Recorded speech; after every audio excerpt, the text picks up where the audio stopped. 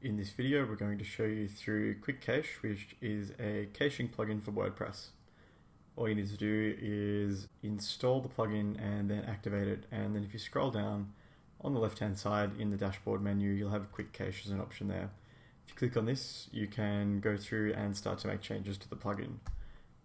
The first step you need to do is, of course, enable the plugin, and thereafter there are some settings you can tweak. We're not going to go through all of the settings, there are quite a lot, and there's also a really great explanation and recommended setting for each of these options that you can configure.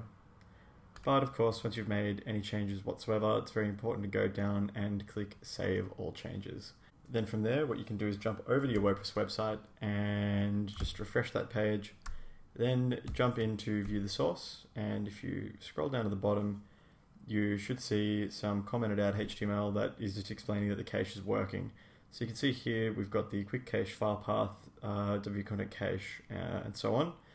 And there's just some other notes there as well. So what you also need to really understand is why a plugin that caches is pretty important for your WordPress website.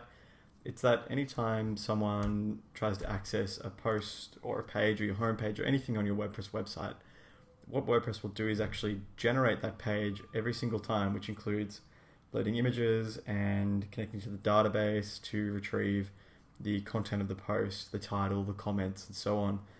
And when your website's under a high amount of traffic, therefore under high load, it can really put a lot of strain on your server, especially if you don't have a very powerful server. And even if you do, your server will still probably be brought down one day by high traffic.